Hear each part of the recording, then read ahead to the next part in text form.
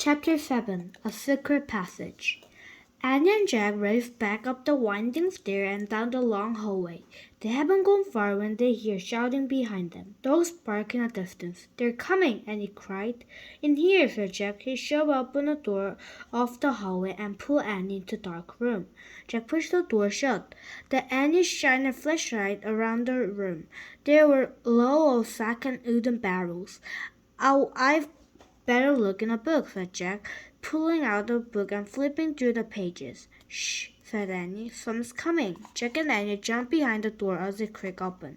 Jack held his breath. A light from a torch danced wildly over the sacks and barrels.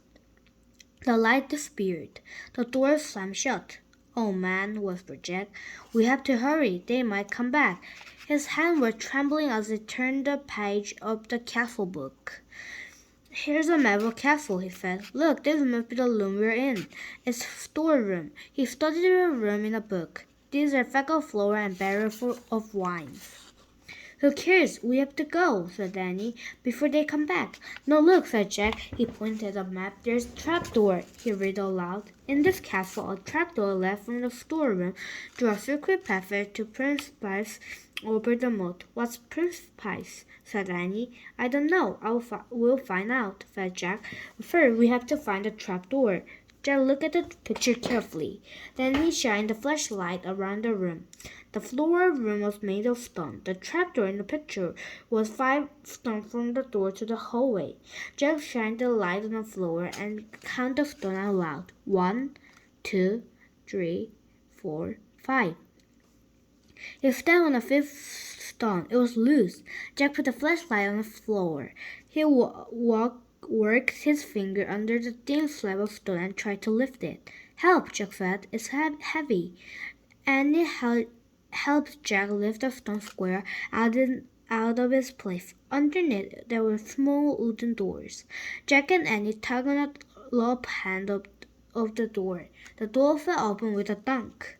Jack picked up the flashlight and shined it down the hole. "There's a little ladder," he said. "Let's go." He clipped the flashlight onto his belt and felt his way down a small ladder. Annie followed. When they reached the bottom of the ladder, Jack shined the light around them. "There's a tunnel."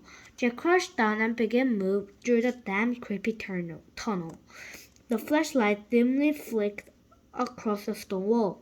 He shook the light. There was better risk on that. "I think our battery's dying," he said to Annie. "Hurry," she called from behind him. Jack went faster. His back hurt from crouching. The light got dimmer and dimmer. Jack was desperate to get out of the castle before the battery died completely. Soon he reached another small wooden door. There was a door at the end of the tunnel. Jack unlatched the door and pushed it open.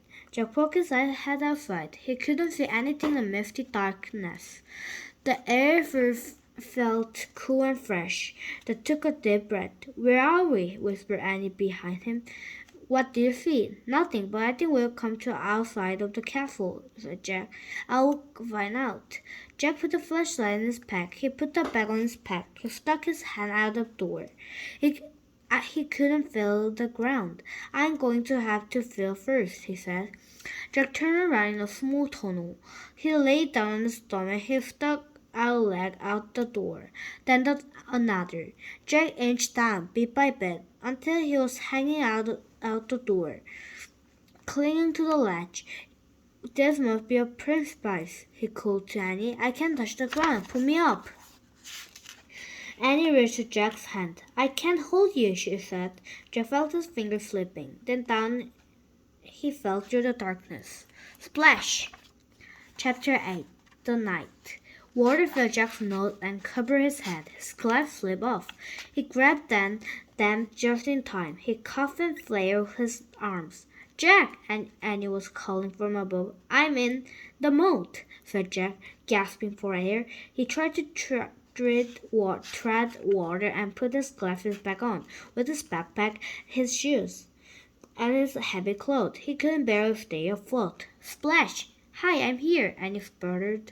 Jack could hear Annie nearby, but he couldn't see her. "Which way's land?" Annie asked. "I don't know. Just swim." Jack dog paddled through the cool black water. He heard Annie swimming.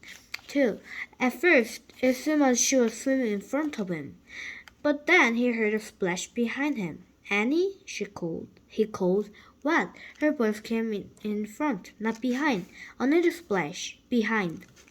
His heart almost stopped. Crocodiles? He couldn't see anything through his water-streaked glasses. Annie, he whispered. What?